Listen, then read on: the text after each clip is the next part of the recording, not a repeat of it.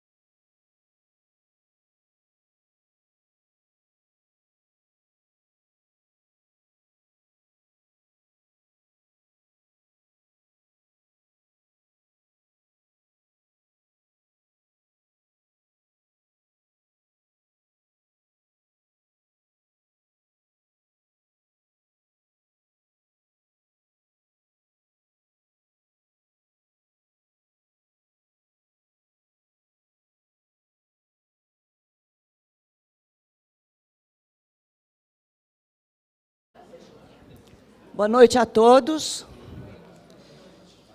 Em primeiro lugar, eu gostaria de justificar a ausência do Cagé, que hoje está em Rondônia, a serviço do escritório, não do César. Dos bombeiros voluntários. Em segundo lugar, queria mencionar que nós estamos ao vivo pelo canal do YouTube. Então, todos os nossos colegas estão podendo nos assistir nesse momento, enquanto nós estamos aqui debatendo esse tema muito apropriado e muito no momento certo. Gostaria de falar algumas palavras sobre as atividades da diretoria do Conselho, antes da gente dar início.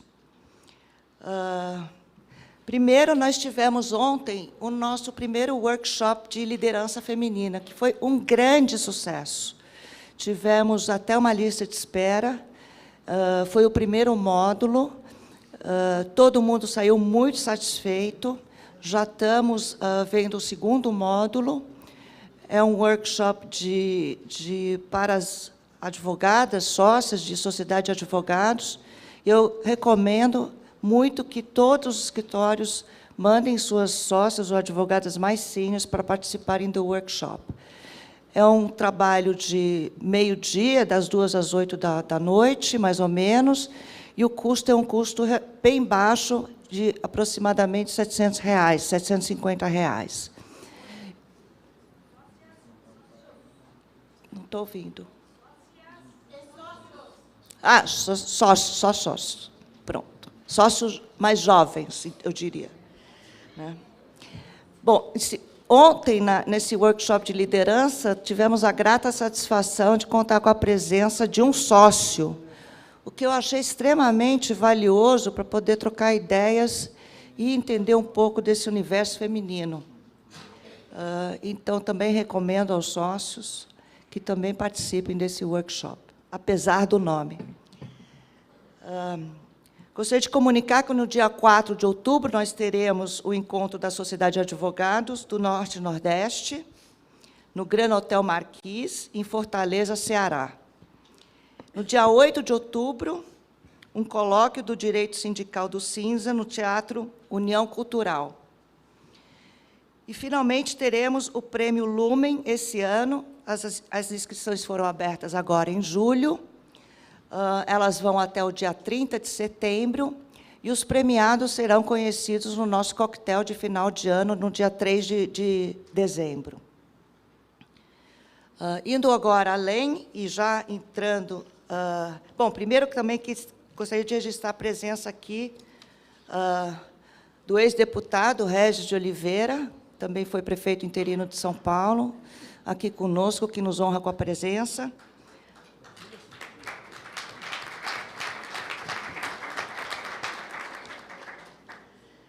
Da diretora de Patrimônio Imobiliário do Instituto dos Advogados do Brasil, a doutora Márcia Diniz, também aqui. E estamos aguardando ainda a presença do vice-presidente da OAB, Ricardo de Toledo Santos Filho, o presidente da ASP, o Renato José Cury. Apresentando à mesa a Gisela, que todos já conhecem, do nosso Cinza, o Sérgio Marangoni, nosso coordenador do Comitê Societário, a quem eu vou dar a honra de apresentar os nossos convidados especiais, que vão falar sobre esse tema, que é o tema da MP da Liberdade Econômica. Muito obrigada.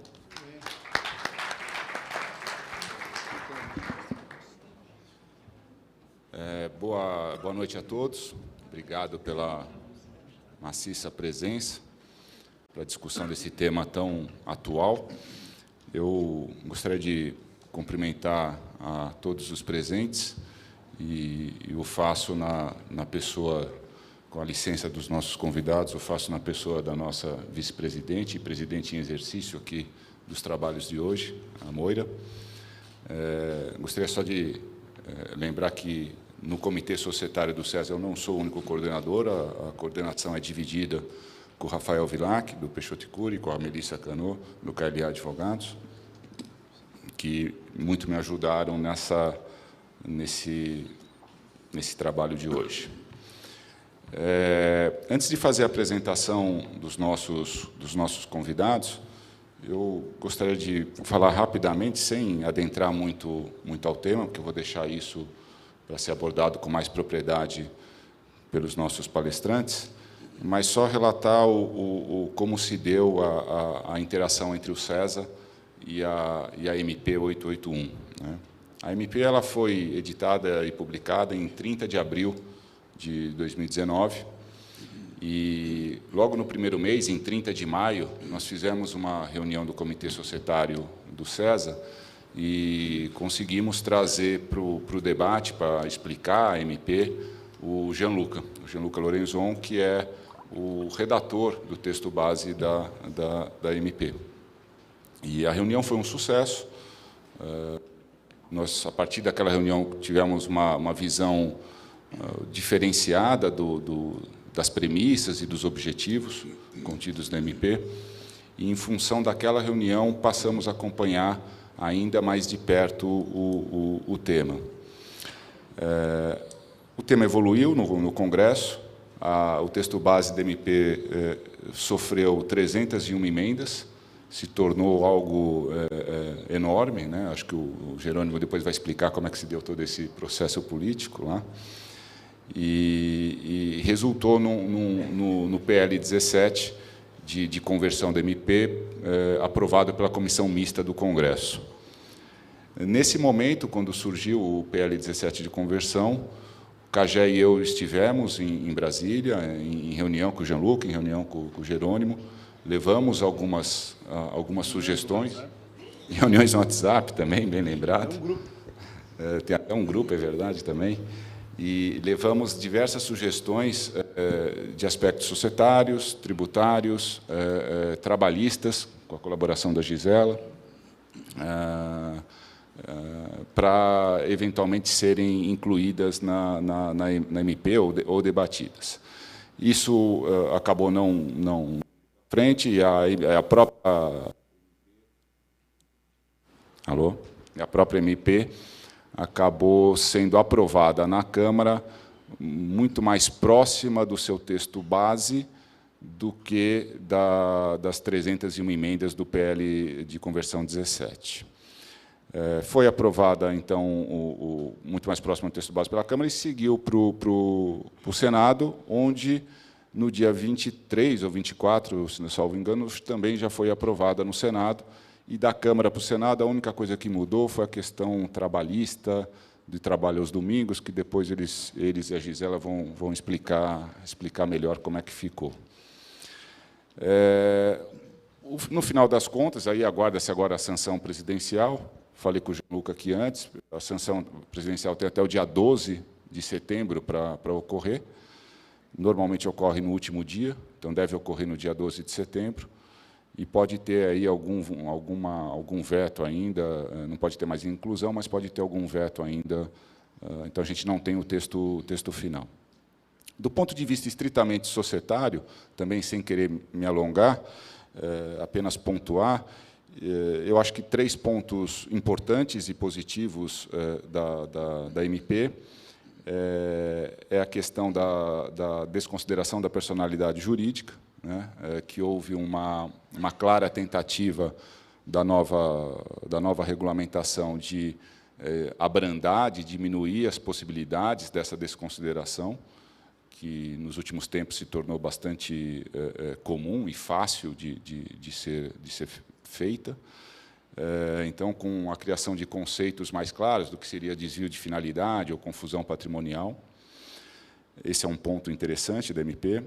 O outro ponto bastante interessante é a criação da sociedade limitada unipessoal, que já tem legislações mais modernas em outros países, e é algo que faltava aqui ainda. Nós tínhamos e ainda temos a Eireli, mas a Eireli, cada pessoa natural só pode ter uma Eireli, e na sociedade unipessoal não há essa limitação.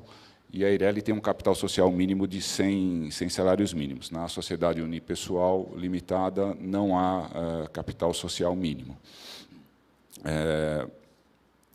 Esse é um ponto bastante interessante da MP também. E o terceiro ponto que me parece interessante é o espírito da MP, representado por artigos de ordem principiológica, de intervenção mínima do Estado em relações empresariais, né, e uma excepcionalidade da revisão contratual.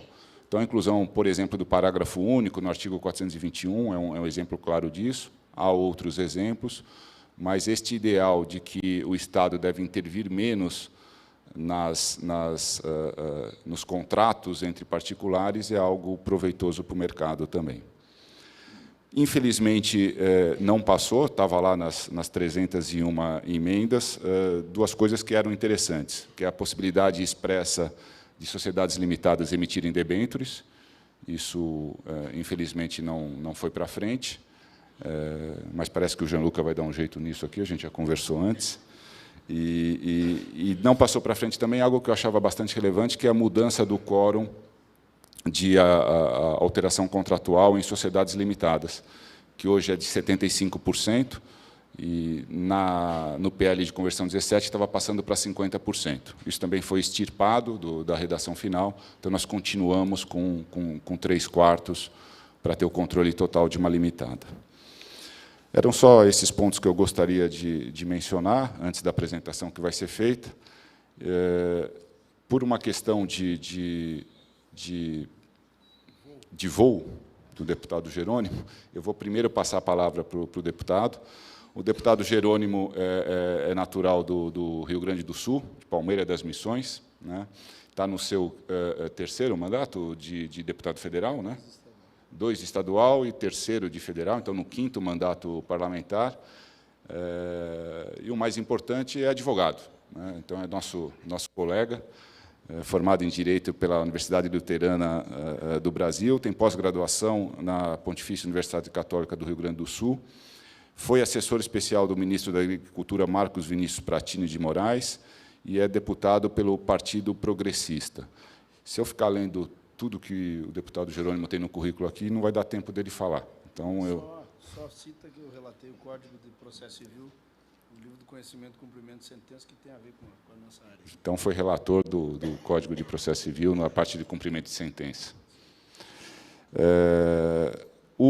Após o deputado Jerônimo fazer a apresentação dele, nós vamos ter a apresentação do Gianluca Lorenzon, que é o diretor federal de desburocratização do Ministério da Economia, órgão vinculado ao Ministério da Economia. O Gianluca é ex-consultor da McKinsey, escritor do livro Ciclos Fatais, pesquisador em análise econômica dos direitos humanos, é advogado, formado pela Universidade Federal de Santa Maria, pós-graduado em competitividade global pela Georgetown University. Eu acho que eu já falei demais, agradeço novamente a presença de todos e passo a palavra imediatamente ao deputado Jerônimo. Obrigado. Eu quero primeiro agradecer, Moura, aqui o convite e muito feliz fico de estar aqui, que foi difícil fechar essa agenda. Hoje nós temos a atividade legislativa, mas o presidente Rodrigo Maia me liberou para que eu passasse o dia em agendas aqui em São Paulo. Desde manhã estou aqui e portanto, homenagear, né, o César, porque a minha história com o César é muito antiga. Aliás, quando eu olho um currículo, não tem muita coisa aí, mas está bem antigo já a trajetória, e a gente tem uma luta desde que me tornei deputado federal em cima da questão do imposto cobrado da sociedade de advogados, que foi uma luta que eu me lembro que emendei mais de 5 medidas provisórias para a gente poder trabalhar aí junto com o CAGE, que foi um amigo que eu conquistei, e nesta medida provisória, o César foi importantíssimo, como relatou aqui o Sérgio, estando ao nosso lado, trazendo sugestões, né, e, portanto, eu quero, em teu nome, agradecer a toda a diretoria, agradecer ao Sérgio, deixar o meu abraço aqui ao CAGE, e saudar de maneira muito especial 2 figuras, o doutor Regis, que aqui se encontra presente, né, um nome que é uma referência que a gente tem, e o doutor Evandro Cruel, que teve um papel importante. A tua assessoria foi muito solícita em todos os momentos em que precisei do acompanhamento nesse trabalho. Então, eu faço esses registros e, além de ter encontrado alguém com um sobrenome mais complicado que o meu, que é a doutora Moira aqui, né, eu tenho a alegria, doutora Gisela, em razão do voo, eu não vou ficar para a hora do aperto, o Gianluca que vai ficar, né? Eu até brinco que tem um pouquinho de sorte, porque aí a gente faz a fala aqui do bastidor, Sérgio, que a gente viveu, e tem uma outra alegria, de estar aqui em São Paulo, ao lado desse moço, que ele é da mesma cidade minha. Né? Eu sou bem mais velho que ele, eu sou contemporâneo do pai dele, que também é um pouco mais velho que eu, mas eu já fazia política com o pai e a mãe dele lá, né? E é uma família amiga da minha, e não estamos aqui por termos combinado, o destino nos colocou aqui. E, portanto, a gente fica muito feliz de ver o teu esforço, o teu trabalho, né? E eu já estou chegando à conclusão que o Brasil não vive sem Santo Augusto. Eu não sei se o Brasil sabe onde é que fica Santo Augusto, mas nós estamos aqui, né? É uma pequena cidade lá na região noroeste do estado. Eu sempre digo que Santa Rosa e Juí são bairros de Santo Augusto, fazem parte da grande Santo Augusto. Né? Santa Rosa, que, aliás, semana passada o prefeito Vicini apresentou o projeto de lei da liberdade econômica. Hoje tive mais uma notícia que Santiago aprovou, vai à sanção. Ontem Bento Gonçalves aprovou, e nós já temos em Esteio a primeira lei de liberdade econômica do Brasil municipal, que agora o nosso trabalho está sendo, e dia 2 estarei aqui na Assembleia e em São Paulo, justamente motivando os parlamentos estaduais e os parlamentos municipais para que façam as leis. Com isso, a gente cerca ainda mais a burocracia e dá a esta nova lei a condição de que ela chegue na ponta com toda a sua eficácia, porque nós temos aqui, o Jean vai depois poder colocar, uma dificuldade que é não revogarmos leis locais e, portanto, importante que os municípios façam a revisão das suas normas. Mas eu não tenho dúvida que foi, de todos os trabalhos que eu já tive a oportunidade de fazer no Parlamento Nacional, o grande desafio. Né? Primeiro, porque foi meio por acaso. Né? Eu pedi lá o líder da minha bancada para ser membro da comissão, suplente naquele momento. De repente, eu já virei titular. E aí o Jean, lá junto com o Paulo Ebel, que eu tenho que fazer o registro, é outro gaúcho, um jovem brilhante lá no cenário nacional, mas do Rio Grande do Sul, junto com o ministro Paulo Guedes, o Rodrigo Maia, a Joyce Hasselmann, construíram, com o apoio daí do líder da bancada, o deputado Arthur Lira, a possibilidade de que eu fosse o relator. E, a partir dali, começou um grande desafio. Essa medida provisória, ela trazia o conceito de um governo que muda na relação de Estado, tentando colocar um Estado menor na vida do empreendedor do que aquilo que nós vivíamos, um Estado pesado, um Estado que impedia, e impede ainda, né, o empreendedor de trabalhar, e, portanto, uma medida provisória que traz um conteúdo político muito forte. Liberdade econômica. Eu até comentei com o Jean, Sérgio. Quando escolheram esse nome, se tivesse colocado desburocratização, ia ser muito mais fácil. Mas liberdade econômica, ainda que não seja o liberalismo em si, ela tem a cara de um governo liberal, de um governo de direita, e, portanto, um trabalho que eu sabia que não seria fácil. Mas uma grande expectativa já sendo gerada desde a sua publicação. No entanto, ela demorou 45 dias para ser instalada a comissão que tratou dessa medida provisória. Aproximadamente 45 dias.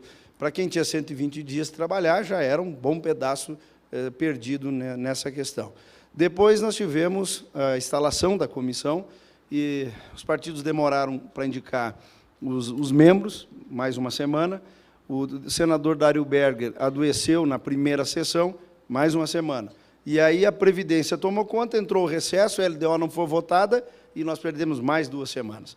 Portanto, entregar ao Senado um relatório aprovado, um plenário da Câmara aprovado, ainda com 17 dias para que o Senado pudesse avaliar, acho que cumprimos o nosso papel e, obviamente, a gente tinha lá 301 emendas, como falou aqui o Sérgio, que, no meu ponto de vista, tem 2 aspectos positivos. Primeiro, que o Parlamento estava atuando em cima da medida provisória, que 301 emendas não é qualquer parlamento que passou um assunto, como várias passam, com meia dúzia de emendas lá, doutora Gisela.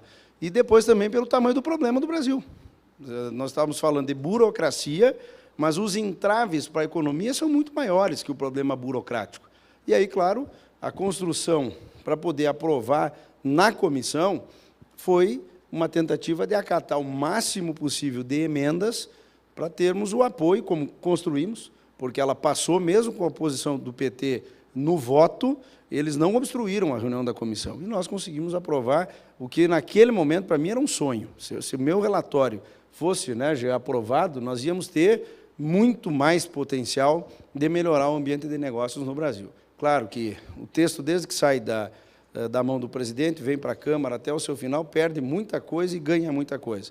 Mas nós nos aproximamos da medida provisória original, mas incluímos mais uma medida provisória, a 876, que havia caducado, que é do registro de empresas, fechamento e abertura de empresas, até porque fechar empresa no Brasil, o senhor sabe, às vezes é mais difícil do que abrir uma empresa no país, né? E essa medida provisória havia caducado, resgatamos ela e ainda tivemos mais alguns avanços, como, por exemplo, a substituição do e-social, do bloco K, a carteira digital de trabalho, e nesses assuntos eu acho que eu tenho referido o e-social, primeiro o bloco K com uma coisa que eu não vi ninguém dizer que conseguiu cumprir, e o e-social pior ainda, e neste caso específico, um sistema que foi criado para desburocratizar. O governo brasileiro gastou 100 milhões de reais para fazer algo fantástico, que ia resolver a vida do brasileiro, que tinha lá dentro 2.000 layouts, que eu ainda quero, uma hora dessa, entender o que são esses layouts, que é dentro do equipamento lá, que vai vir agora em janeiro com 200, e eu espero que isso, sim, permita que o cidadão possa cumprir, ainda separando a parte previdenciária e trabalhista da tributária em dois blocos separados, com 200, o que foi criado com 2.000. Esse número, para mim, foi emblemático do mesmo país que obriga a termos renovação de atestado de óbito e de certidão de nascimento. É isso que a gente fica vendo, o quanto é impossível o país ter uma lei das antenas para poder instalar a antena de celular, e a lei não é cumprida. Uma antena de celular precisa ter um ABITS, um food truck precisa ter um ABITS, e nós íamos também corrigir. E quando eu digo com esse sentimento de que não podemos avançar, não é um sentimento de perda, porque a medida provisória ela deixou vários outros debates que não levamos a plenário para não perdermos o principal, mas que acontecerá através de um outro projeto de lei, o documento do transporte, uma nova revisão de regras trabalhistas, a discussão dos MIPs no varejo, né, vários assuntos que nasceram desse debate e que nós tivemos finalmente coragem de debater o tamanho do Estado. E que eu tenho cobrado do governo, e já sei que o secretário Paulo Ebe está trabalhando, que nós temos que avançar numa reforma administrativa.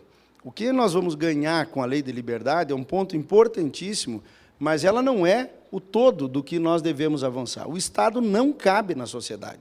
O Estado ele pune o cidadão porque ele tira, não é só o emprego, quando tem o emprego ele tira a renda, ele tira a condição da riqueza circular para consumir uma máquina que não cabe dentro do bolso da sociedade. Nesse sentido, Sérgio, eu até tomo liberdade de deixar um ponto de vista aqui, já que a minha parte é mais política, eu vou tomar liberdade de dizer aqui. Com relação às reformas, primeiro, a previdenciária é melhor que nada, mas está longe de ser ideal. Ela foi mal feita. Ela nada mais é do que um ajuste fiscal que, não tendo colocado estados e municípios dentro, gerou uma distorção pior ainda, porque você tem o federal mexido lá, e não é justo, porque um é mais, outro é menos. Você tem os estados com distorções de juiz, de promotor, de professor, de brigadiano, do servidor, e uma iniciativa privada que é essa sim, essa aí, eu até tenho dito hoje lá na XP, falei para uma gurizada lá na XP, esqueçam, trabalhem aí, inventem um jeito de sobreviver no fim, porque está mudando a Previdência no mundo, mas o Brasil é um país que não tem capacidade de fazer consensos de Estado no brasileiro. Esse não era um assunto do PSL, com o PP, com o PT, com o que for. Isso era um problema do Brasil. Reformar a Previdência era uma necessidade. Aliás, o Fernando Henrique já tentou, o Lula tentou, a Dilma tentou, ninguém tentou. E como nós não conseguimos formar consensos de país, a gente faz mal feito. E, ao invés de termos uma reforma bem feita para que os investidores olhem assim, ó, aqueles caras lá foram sérios, né? Vai durar uns 15, 20 anos aquela reforma lá. Não, o próprio vice-presidente da República já disse que em 5, 6 anos nós vamos ter que discutir de novo, e nós vamos ter que discutir de novo. Consequentemente, aquele ânimo de final de Copa do Mundo, de fazermos a reforma e o Brasil crescer, não vai acontecer. A reforma ela dá uma arrumada na casa agora aqui. Estamos lá discutindo a reforma tributária. O papel do Congresso é provocar o debate, e está provocando. justiça seja feita, eu estou lá há 3 mandatos, nós temos sido protagonistas, bastante também por equívocos políticos do governo, que fortalece o parlamento, mas, nesse ponto, o parlamento não se omite. Mas eu não acredito numa reforma tributária que não traga a proposta do governo junto. Pode ter a do Raul, pode ter a do Baleia, mas tem que ter a do governo. O que o governo pensa com relação a ela para, ao final, valer, e tem que incluir ICMS, senão nós não vamos ter nada bem feito. E eu, se fosse governo, faria primeiro a administrativa. Porque nós estamos discutindo a fonte de financiamento do Estado, que o tributo nada mais é do que isso, com o Estado do tamanho que ele está. E o Estado do tamanho que ele está não é um Estado possível. Nós, consequentemente, teremos uma transição dessa reforma, quem sabe, por 50 anos, como alguns falam, que ela poderá acontecer. Então, eu penso, já que o papel do ministro Paulo Guedes, de vocês lá com o secretário Weber, é fomentar muito rápido esse tema da reforma administrativa. O que eu pude sentir, pessoal, relatando esse tema, é que não dá para entender como que o Brasil chegou até aqui. Não tem os consensos nacionais, um Estado pesado, um Estado que ainda, aquele que tem uma melhor condição financeira, contrata um bom advogado, um bom contador, mas a burocracia ela é ruim para o pequeno, para o médio e para o grande, mas que o pequeno não tem nenhuma condição de enfrentar. O Estado não confia no cidadão e o cidadão não confia no Estado. Então, nós estamos dizendo o seguinte, eu sei que tu não vai cumprir a regra que eu vou mandar você cumprir, e nós estimulamos um Estado informal. De 210 milhões de brasileiros, cerca de 30 pagam o imposto de renda. E olha lá, é aqueles que não têm como escapar, porque se puder escapar, escapa. E se pagar o que o Estado cobra, se cumprir o que o Estado exige, você não sobrevive nesse processo. E, nesse sentido, eu hoje tenho esperança na reforma tributária, porque em algum momento já se entregou até prêmio. Eu fui a Chapecó esses dias, maior pagador de impostos do super simples. Gente, para mim isso é a cara de um Brasil que não quer crescer. Um super simples que você chegar no teto obriga a criar uma empresa laranja para poder fazer o teu negócio. Ou parar de faturar. Empresas que deixam 15, 20 dias de trabalhar para não cruzar o teto, para ficar pequena. Quando nós tentamos colocar a possibilidade das pequenas empresas de irem para a Bolsa de Valores, né, não pode mexer. Bom, então tu tem que ficar grandão para poder ir para a Bolsa. Mas como é que eu chego a grandão? Né, o país não estimula o médio empresário. Se nós formos ver, médio não tem. Ou tu é pequeno ou tu é grande, com a mesma dificuldade do mundo. Aqui o Sérgio citou. Então, cria-se uma Eireli, né? Tem que ter um laranja. Tem que ter um laranja. Dessa forma, eu lembro de 2 casos que me apareceram na minha frente lá. Uma menina que alugou uma sala para abrir um instituto de beleza. Tinha uma funcionária já, prima de uma jornalista lá do Rio Grande do Sul. E a jornalista deu ao vivo lá na Rádio Exemplo. Há 3 meses ela estava pagando aluguel e a funcionária, e não conseguia abrir o seu negócio. Então, veja bem, ela já está endividada, porque ela não gerou riqueza para pagar aquela situação. E o outro caso é um moço que comprou um caminhãozinho de food truck para fazer hambúrguer, e eu até tenho feito uma brincadeira, ele não quer ser embaixador, ele só queria fazer hambúrguer. E aquele caminhãozinho lá, ele estava, naquele momento, há 1 ano, sem a licença para funcionar. O que provavelmente esse cara fez? Se ele não estiver trabalhando clandestino, ele já faliu, porque imagina como é que ele vai pagar o caminhão. E ele estando clandestino, ele estando informal, doutor Evandro, ele está gerando a concorrência para aquele que paga o imposto, que cumpre a regra sanitária, que tem a fiscalização. Né? Então, é exatamente isso que se pretende corrigir, dar ao Estado o papel de cuidar o que é risco e o que não é risco, que não vá. Depois o Jean vai falar melhor esse conjunto aqui da obra, mas tem 2 exemplos clássicos. Né? O Brumadinho. O Estado se meteu em tudo, parecia que era o troço mais seguro do mundo. Agora nós estamos vendo que está desmontando aquelas barragens tudo lá. A Boate Kiss, lá em Santa Maria, é outro exemplo. O Estado queria cuidar da carrocinha de cachorro-quente, da boate, do posto de gasolina, de tudo. Ele não cuidou de nada. Naquela boate tinha palpite de juiz, de promotor, de advogado, de bombeiro, de polícia, de prefeito, certo, até de deputado, porque o deputado sempre tem culpa de tudo. Né? E botaram fogo no negócio. E para quê? Não ter cuidado do que tinha que cuidar. Não cuidou nada, efetivamente. E aí, doutora Gisela, a senhora já se apresentou como trabalhista, eu já me protejo aqui, mas esse ambiente mais negativo, vamos dizer assim, que foi gerado em cima do debate trabalhista, com alguns pontos que eu acho que fizemos bem ceder e outros que eu lamento muito não termos avançado. Eu tenho um ponto de vista, e disse isso ao procurador Fleury, né, às vezes, quem opera o direito trabalhista, ele cria um viés tão ideológico para o trabalhista que não precisaria ser, e nós perdemos de avançar. E ele vira punitivo, vira mal até interpretado, mas alguns pontos nós deveríamos ter avançado, Sérgio. E um que eu lamento muito nós não termos legalizado, até hoje está tendo um debate aqui com alguns advogados que acham que com a revogação de um artigo da Lei 10.101, mantém-se o direito da abertura aos finais de semana. Eu e o Jean estava conversando agora, eu acho que não, mantém apenas para que os bancos possam abrir aos sábados, né, porque era um outro artigo que nós estávamos revogando, um item que quase revogamos inteiro, e aí os boletos iam vencer no final de semana e eu ia apanhar. Né, porque, aliás, eu apanhei de motoboy, de agricultor, de farmácia, de supermercado, até corrigir isso. Essa turma começava a trabalhar muito, não me avisava no relatório lá o que tinham alterado. Eu só via no Estadão, na Folha, né, e eu tinha que sair me protegendo. Mas o tema do trabalho aos domingos, pessoal, eu não vou entrar no mérito se é melhor ou pior. O governo errou quando mexeu no meu texto no final de semana, na área técnica, pode tocar, e eles foram, quando colocaram 7 domingos para ter a folga num domingo. Uma notícia de um jornal aqui de São Paulo, não me lembro qual deles, deu a informação como se eu estivesse obrigando a pessoa a trabalhar 6 e só descansar no 7º. Escravidão eu não tenho vocação para senhor dos escravos, né? Isso enfraqueceu o debate dos domingos, porque aquela notícia eu tive que trazer para 4, né? Ou seja, trabalhou 4, 1 tem que descansar no domingo. Mas eu dou alguns exemplos do porquê que eu considerava importante nós transformarmos o trabalho nos domingos num dia útil, o domingo num dia útil. Basicamente era isso que eu estava fazendo. Primeiro porque já é, em muitos setores, uma realidade.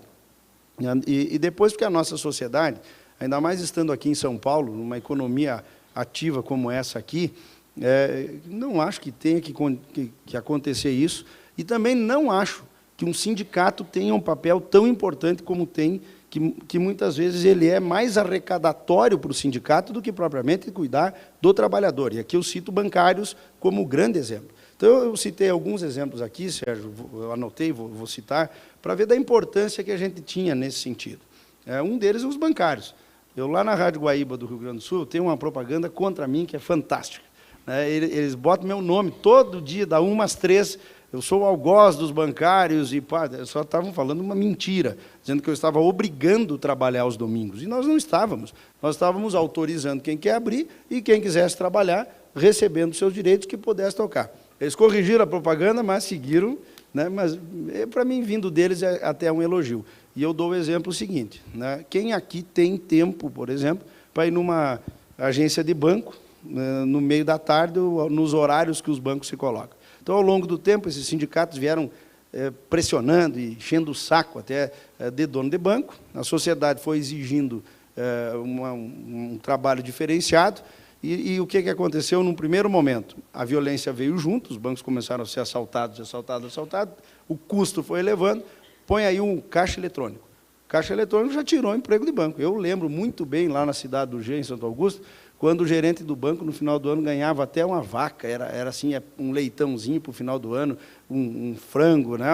Uma ovelha carneada, como a gente diz na gíria gauchesca, era a pessoa mais importante da cidade, e os melhores salários da cidade eram dos bancários.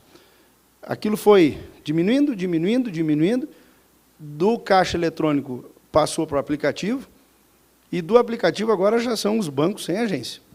Então, eu não penso que seja o do trabalho nos domingos algo que vai tirar o emprego do bancário. Também não acho que o banco vai abrir no domingo. Mas, se ele quiser abrir no domingo, como agora nós estamos tendo a feira lá no Rio Grande do Sul, falei com o Dr. Jefferson Rocha aqui embaixo há pouco, e ele dizia, fui na feira domingo e ainda comprei uma reta escavadeira lá. Tá bem? Mas, se ele precisasse o banco de esteio estar aberto para ele fazer um negócio, ele poderia ir ali. Se ele depender da segunda-feira, daqui a pouco ele já não consegue.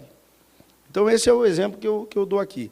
Qualquer pessoa gosta não sei aqui em São Paulo, mas, porque eu até não fui aqui, mas não sei se ele pode abrir. Mas a coisa mais boa do mundo é ir no mercado público de um Montevidéu, Barcelona, qualquer lugar do mundo. Turista adora, né? Mas acredite que Porto Alegre não pode abrir. E, consequentemente, não abrindo, né, nós não temos a loja Lebes, que reformou um prédio antigo, histórico, está fechado, o chalé da Praça 15, que poderia ter. E se nós andarmos 1 quilômetro para frente, na usina do gasômetro, foi feito um restaurante belíssimo, até quem quiser conhecer, vale a pena, é lindo, né? Aberto. Aquele pedaço de Porto Alegre lotado, na Orla do Guaíba revitalizada, e o centro histórico completamente abandonado, porque alguém acha que não deve abrir. Eu poderia dizer também de outro exemplo. Eu sou presidente da frente do biodiesel. O Brasil obriga a mistura de biodiesel no diesel fóssil. É lei. Nós já estamos no B11, vamos a B15 em 2023, a cada litro de diesel, 11%, 12%, enfim. E isso é um avanço importante, porque nós não vamos mandar a soja embora, vamos agregar valor aqui. Acreditem os senhores que a lei impede que uma usina de biodiesel trabalhe no domingo. Só que uma usina de biodiesel leva 48 horas para desligar e 24 horas para ligar. Consequentemente, as usinas trabalham no domingo. Consequentemente, elas tomam multas pesadíssimas. E, consequentemente, essa multa vai para o diesel do caminhão que transporta a comida, que transporta equipamento, e gera o custo Brasil.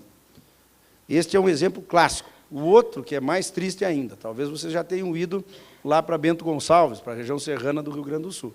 Adoro turista poder ir numa vinícola, no Wine Garden da Miolo, sentar lá, pedir um hambúrguer, pedir um vinho. Aquilo tudo é proibido. O agronegócio era proibido. Um país que vive do agronegócio. As vinícolas tomam multas incríveis todo domingo, porque elas abrem, o turista quer consumir o produto. E aí o Brasil vai, Sérgio, lá na União Europeia, faz um grande acordo para liberar o livre comércio entre os dois países, ou todos os países aí. Beleza, só que o vinho deles lá vem, inclusive, com subsídio. Nós colocamos 50% de carga tributária e uma multinha do trabalho no domingo para deixar o nosso vinho mais caro e nós não poder produzir. Isso não tem cabimento no momento que o Brasil precisa gerar tantos empregos. Aliás, nesse sentido, eu fiquei muito feliz, porque a nossa razão era tanta que o PDT entrou com uma ADIM contra a medida provisória, com o argumento que não precisava se preocupar com esse problema de geração de emprego por medida provisória. Eu digo, pô, quem tem que gerar 13, 14 milhões de emprego tem que se preocupar de agilizar. Mas, no final, votaram conosco. Então, eu acho que isso demonstra também uma capacidade de diálogo que aconteceu. Mas o exemplo maior, eu dou aqui em São Paulo. As revendas de carros são proibidas, eram até 14 de junho, 18 de junho, quando saiu a portaria 604, que nós queríamos transformar em lei. Elas não podiam abrir no domingo aqui. E para comprar um carro, comprar um apartamento, o final de semana ou o domingo é o único dia que grande parte dos paulistanos tem para fazer. Só com essa possibilidade, o Cicodiv tem um número que eu considero bastante importante, o trabalho aos domingos, nos próximos 12 meses, nesse ambiente econômico que nós temos, tem uma perspectiva de geração de mais de 11 mil empregos só em São Paulo. De um faturamento de em torno de 28 bilhões de reais, sendo 6 bi em impostos e uma venda de aproximadamente 500 mil veículos, 300 mil novos e 200 mil usados, que vai gerar empregos, inclusive, lá na nossa Gravataí, lá no Rio Grande do Sul, ou lá em Betim, ou outros lugares, porque tem que produzir.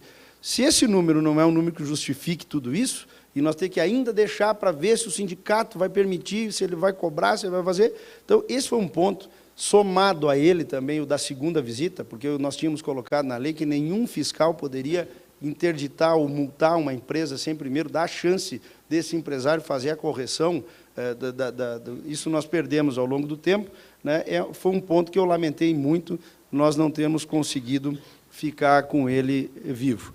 Bom, então, para encaminhar e ainda poder deixar algum questionamento, eu queria apenas colocar que o governo tem um estudo, e isso foi corrigido casualmente na primeira semana, eu fiquei muito feliz com aquilo, o Ministério da Economia, lá apresentou, que a medida provisória original ela poderia potencializar em 3 milhões de empregos, e numa semana já atualizou, chegando a 3 milhões e 700 mil empregos numa década aproximadamente, no atual momento econômico que nós vivemos, um crescimento do PIB de 0,7% ao ano, né, e, obviamente, que esses números, se a economia avançar, eles podem, como disse, potencializar. Estamos falando com uma economia parada, como nós estamos aqui, né?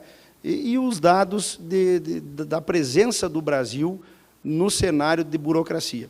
Eu gosto muito do Banco Mundial. Né? De 190 países, nós somos o 109º, e temos a possibilidade de cair para um patamar de linha de frente, aí para menos de 50, né, com aquilo que nós estamos fazendo. Ontem, lá na Unicinos, eu dava uma palestra para estudantes lá, e aí um disse, o senhor acha que isso aí vai resolver o problema econômico? Já fizeram a trabalhista e não resolveu? Eu digo, tenho certeza que não vai resolver. Mas se nós não construirmos um ambiente para que isto resolva, nós, obviamente, vamos ser culpados por deixar o Brasil parado como está. Portanto, aprovamos a PEC do gasto, precisava aprovar a reforma da Previdência, temos essa questão da liberdade econômica, vamos avançar na tributária, mas eu considero fundamental para que o Brasil retome o crescimento, a melhora do ambiente político brasileiro. Nós temos hoje 2 problemas. Um é fato novo, a insegurança jurídica do STF, que você não sabe mais como eles decidem. Só temos advogados aqui, mas decide muitas vezes politicamente. Isso gera uma insegurança que não é a nossa MP que vai corrigir. E o outro, o ambiente tenso da política que nós vivemos desde, especialmente, 2013. De 2013 para cá, a gente inverteu o lado da ideologia que nos governa, graças a Deus fizemos isso. Mas o atrito político, ele não diminuiu. E nenhum investidor vai olhar um país onde ele pretende colocar o seu recurso, o seu dinheiro, com a insegurança que nós continuamos tendo. Né? E eu acho que essa é a grande lição que eu tenho tentado fazer a minha parte para buscar um pouco mais de pacificação, de consensos e de consensos nacionais. Não pode ser tudo Grenal, não pode ser tudo Bolsonaro-Lula, não pode, não pode. Se nós continuarmos assim, e eu vejo às vezes uns loucos de apaixonado por um, por outro, nós precisamos reconhecer quem acerta e precisamos reconhecer quem erra e apoiar o que é bom, porque senão nós vamos viver nesse embate político, e eu uso muito o exemplo ali da Argentina. Aquilo que mudou, que deu um ânimo para a América, daqui a pouco começa a reverter rapidamente. E o Brasil é um país muito rico, mas gasta tempo e energia para fazer, quem sabe o que, com muito menos esforço, nós poderíamos construir. Essa é a leitura que eu tenho, e é uma sugestão que eu deixo para que cada um reflita no seu dia a dia, né, para que a gente possa fazer o nosso trabalho. E eu tenho muito orgulho eu já tinha, Sérgio, por ter relatado o Código de Processo Civil, e aqui, doutora Gisela, eu considero que foi uma alegria para mim. Eu apanhei muito dos seus colegas na área trabalhista, mas eu ganhei um elogio. O Código de Processo Civil, para o que envolve a área trabalhista, está muito bom. Digo, então está bem, pelo menos é um problema a menos que eu tenho aqui. Né? Mas eu deixo aqui essa análise também geral do cenário, né, político brasileiro, porque não adianta, uma sociedade como a nossa, nós temos que nos dar conta que não é o Macron, que não é o Trump, por mais bonita que as mulheres de um seja da do outro, né, quem tem que salvar o Brasil somos nós. E da forma como estamos fazendo, os debates nacionais, inclusive esse das queimadas, acho que foi um alto equívoco, né, porque uma hora a Gisele Bündchen dá um grito lá nos Estados Unidos, em vez de vir aqui conversar, é muito bom morar lá e dar palpite para cá. O presidente da República, que não deveria enfrentar isso como uma simples guerra. Hoje, o setor de couro, de curtumes, teve o mercado suspenso pela Timberland, pelas marcas todas do mundo. Nós vamos vender o Brasil errado para o mundo. Como esses dias deu a propaganda lá, Brasil nunca liberou tanto registro de defensivos agrícolas, estão bebendo veneno. Pessoal, para aí, não é. O pior é quando não registra, que estimula o produtor a buscar clandestino no Paraguai, na Argentina. Quando está registrado, é porque o Brasil tem controle dos produtos que usa com relação à agricultura, na área ambiental e na área de alimentação. E, em geral, quem vende essa imagem, que será usada contra nós, somos nós mesmos, não são os outros países. Eles só estão, assim, dando risada, porque nós estamos pagando um mico violento, e eles vão, obviamente, se beneficiar com isso, como hoje o setor de curtume já teve perdas na economia nacional. Diferente, por exemplo, quando nós temos que enfrentar, o presidente hoje disse, esse tema das demarcações de áreas indígenas. Não dá para deixar no modelo que está. Mata índio e é injusto para branco. E quem ganha também é o cenário internacional. Portanto, esses temas macros, Sérgio, é o que nós devíamos nos debruçar, e um colegiado como esse, um grupo como esse, é um grupo de alta capacidade de formação de opinião. E é este Brasil que se inverteu com a eleição atual do Bolsonaro. Este é o grande mérito do Bolsonaro. Não é dele, talvez, mas da eleição. Nós éramos governados por uma minoria. A maioria se silenciou. Então, um gritava lá, a gente deixava. O outro gritava lá, fica quieto. O outro gritava um pouco mais, e um monte de gritinho pequeno governou a maioria dos brasileiros. Hoje nós sabemos que o pensamento é do povo brasileiro, e por isso que nós temos que ter a grande responsabilidade de não jogarmos tudo fora e fazer o Brasil que todos os senhores trabalham no dia a dia para construir e para a gente poder viver aqui com alegria e com perspectiva de futuro para todos nós. Muito obrigado pelo convite, eu estou aqui à disposição para algum questionamento que vocês acham que seja necessário ser feito. Muito obrigado.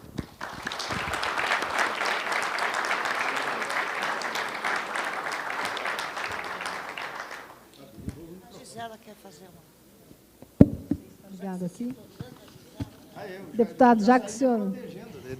Se ela me apertar muito, eu vou contar a piada do Einstein aqui, que em geral eu conto no início das palestras para me defender, mas aí eu conto no final. Muito pelo contrário, primeiro parabenizá-lo pelo trabalho e agradecer em nome da classe dos advogados a receptividade que o senhor sempre teve conosco, de endereçar esses assuntos que são tão importantes para nós. Já que o senhor me citou, eu vou agradecer a citação e acho que ele dá uma notícia alentadora, porque, pelo menos na minuta que eu recebi da MP, a última versão, de fato, consta lá, fica revogado o artigo 6º, 6º-A e 6º-B da Lei 10.101. Esses artigos, na verdade, eles se referem ao comércio. E eles falam que a abertura do comércio, em geral, ela fica condicionada a um acordo coletivo, ou seja, a permissão do sindicato e da legislação municipal. Como a atividade do comércio, ela agora já consta da portaria, como o senhor disse, 604, então ela é permitida, em tese tem uma lei, a CLT, uma lei ordinária que dá essa permissão, possivelmente esse mercado de Porto Alegre vai poder abrir, porque o senhor não vai mais precisar da legislação municipal e nem do acordo com o sindicato para abrir o mercado. Resta saber se alguém vai perceber isso, quer dizer, porque eu acredito que esse item, ele me parece que na correria ficou esquecido lá, mas ele fala especificamente do trabalho aos domingos do comércio em geral e condiciona o trabalho ao acordo sindical. Isso, para a atividade de comércio, é muito importante, porque, como o senhor disse, e o Brasil é outro, é diferente do Brasil de 1949, quando foi feita a Lei 605. Hoje, o trabalho aos domingos, sendo garantido o descanso, eu imagino que todo mundo aqui vá ao shopping ao domingo ou ao comércio ao domingo. Então, só para mencionar que a Lei 10.101, se ficar do jeito que está lá, de fato, revogando o artigo 6º, 6º-A e 6º-B, já é um grande avanço. Muito obrigada. O deputado Jerônimo tem um voo daqui a pouco, mas acho que mais 5 minutinhos, né, se o senhor puder responder algum questionamento. Eu vou contar aqui a piada, para descontar um pouco. Eu já tenho umas 2 piadas que é padrão. Então, eu conto sempre, doutor Gisela, para me proteger, né? Porque se me aprofundar... O cérebro é o Jean, eu sou só o ventríloco. Mas aí a piada é que tinha o Einstein, na época, nem existia pendrive, mas ele tinha um pendrive para dar a palestra dele, e ele chegava na palestra e já colocava lá, o motorista ia junto, né? E o motorista sentava lá no fundo, lá onde o Regis está sentado, e ficava assistindo. Então, ele já sabia tudo que estava na palestra. E, uma ocasião, o Einstein chegou lá, a convite do César, para dar a palestra, e estava muito cansado. E aí ele olhou para o motorista e disse, vai lá e te apresenta, faz de conta que tu é eu, e dá a palestra lá, eu fico aqui no carro dormindo, o pessoal nem vai saber. E, de repente, entrou o motorista e se apresentou como Einstein. E o Einstein verdadeiro dormindo no carro. E aí estava lá o motorista Einstein explicando e botando tudo ali, e, de repente, levanta o doutor Cruel assim, faz uma pergunta que não estava na palestra, né? E aí o falso Einstein, que era o motorista, olhou para eles, olha, isso é tão fácil que eu vou lá chamar meu motorista para responder. Então, eu já me protejo assim, porque daí ninguém me aperta, né?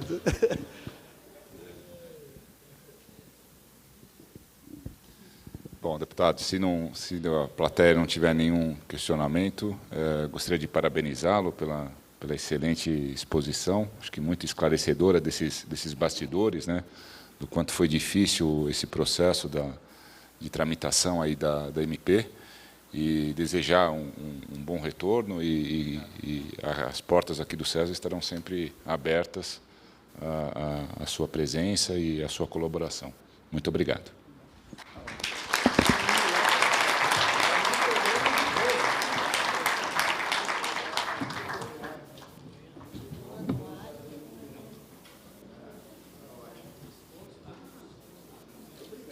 Vamos fazer aqui a foto ali, fazer aqui, Zé. Se o fotógrafo está com vontade de tirar a foto ali, eu tiro.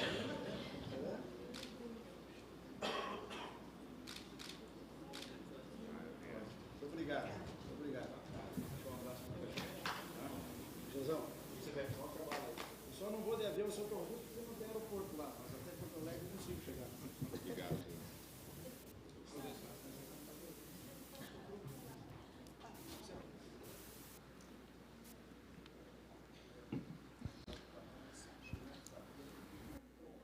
Vou passar a palavra ao Gianluca Lorenzon para fazer a sua apresentação, e depois da apresentação do Gianluca a gente abre para perguntas.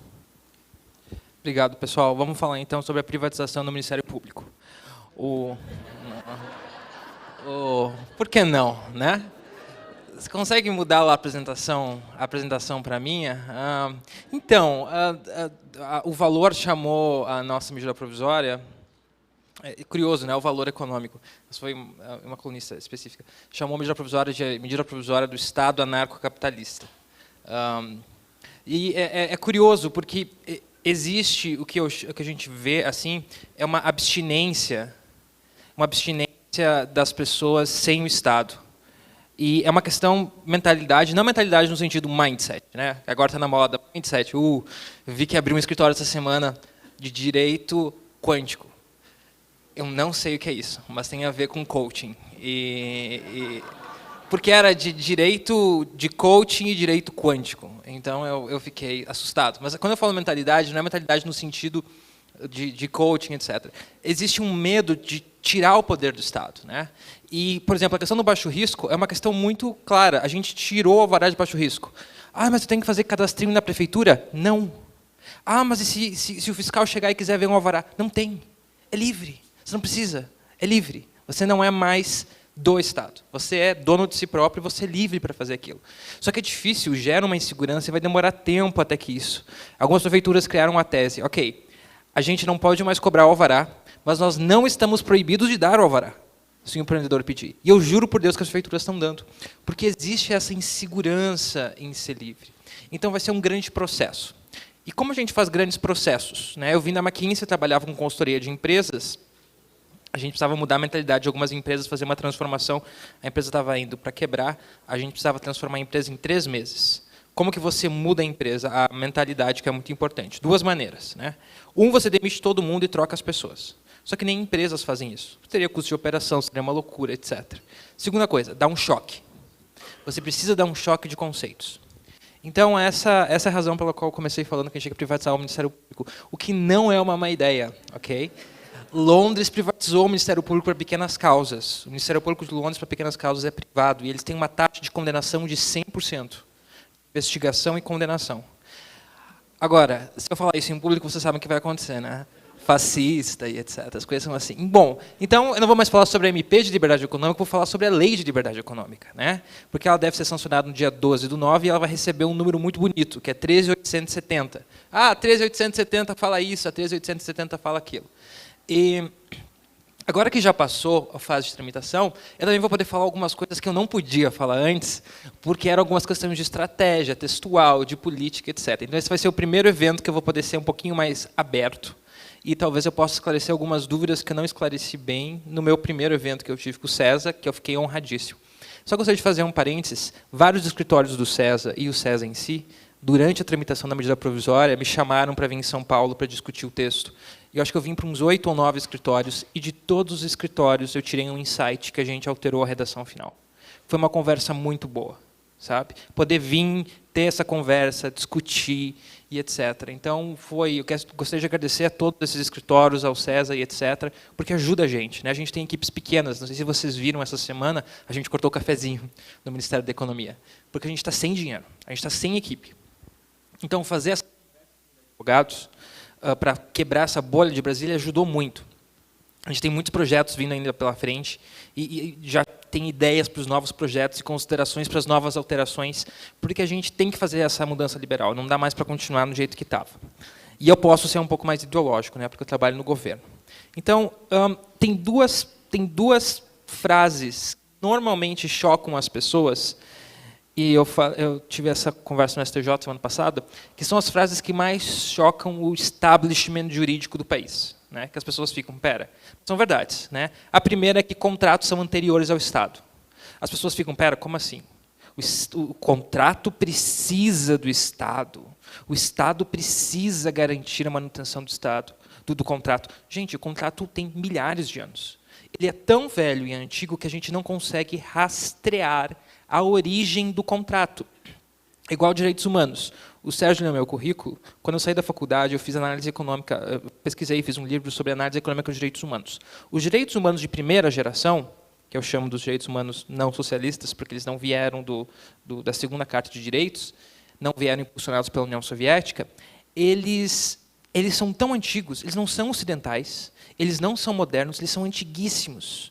Tem registro dos direitos individuais de primeira geração 3.000 anos na China, no Oriente Médio, em Roma, na ideia de direitos naturais da Grécia. É uma construção pelo tempo. Né? E contratos são isso. Contratos são uma instituição antiguíssima, fruto da evolução do relacionamento humano. Né? Ela resolve a simetria entre as pessoas. Contratos não são para partes simétricas. Partes simétricas, em tese, não teriam imprevisibilidade. O contrato é para transformar uma relação pacífica entre partes assimétricas. E durante toda a história, ela fez isso. E ela faz isso dentro do Congresso Nacional. A gente teve uma discussão dentro da comissão mista, muito engraçada, que a gente estava achando um acordo com o PT. Né? E daí o PT falou assim, não, tranquilo, então, acordo é acordo. Mas isso eles não gostam que isso vale para o cidadão comum. Né? Para o cidadão comum não tem acordo é acordo. Tem que revisar contrato na justiça, tem que fazer aquilo. Então não é o contrato que precisa do Estado, é o Estado que precisa do contrato. O contrato é o maior instrumento jurídico pacificador da história humana. Né? Tanto que o apelido do Estado era contrato social. Né? Então, assim, o contrato ele prescinde o Estado, e ele é muito importante. E a segunda frase, que gera muito polêmica, é que acesso à justiça não é acesso ao judiciário. E que não cabe ao judiciário dizer o que é justiça ou dizer o que é direito. O judiciário tem seu papel, em algumas circunstâncias, mas ele não pode ser o único fruto que diz o que é direito. E, gente, no Brasil ele virou isso. Vocês sabem disso, vocês são os melhores escritórios do país. Eu não estou constrangendo ninguém isso, vocês sabem que vocês são, e vocês não conseguem dizer para o cliente de vocês qual o direito brasileiro. Vocês não conseguem. Isso acontece no Brasil e não acontece em outros países. E não é uma questão de civil law ou common law.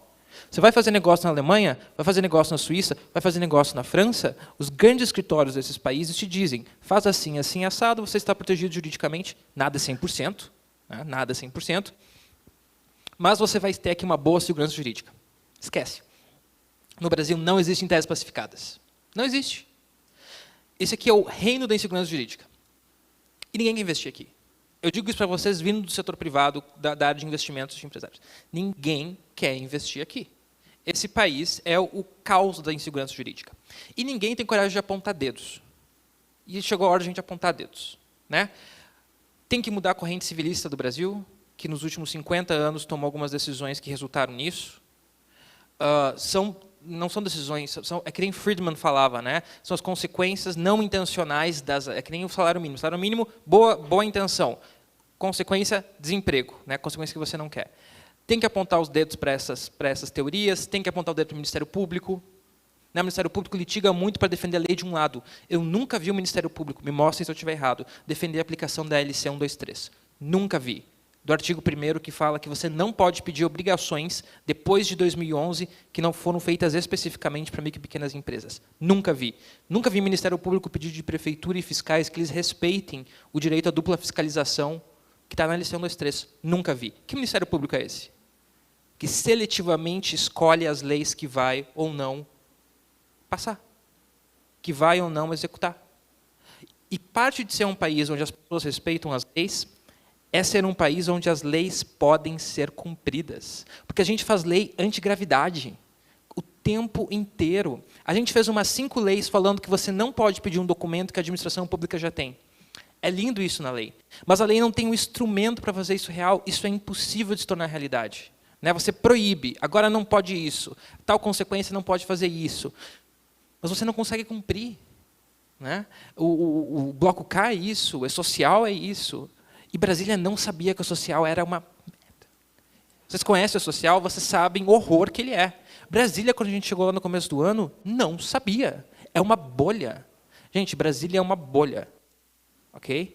E, assim, as discussões são muito mais superficiais, demagogas e políticas que se pode imaginar. Até eu, que de acordo com o valor era um anarcocapitalista e tem um ceticismo natural do Estado, fiquei surpreso com o nível de discussão em Brasília. Então, a gente precisa bater nessa bolha, porque a gente perdeu o ânimo. A gente precisa não aceitar mais que advogados sejam subjugados. Que o advogado, hoje, ele é dependente do juiz para dizer o direito. Ele precisa ir lá, convencer o juiz, fazer isso, aquilo. Gente, isso só acontece no Brasil. A gente tem o maior número de advogados do mundo e a gente transformou ele em burocrata privado.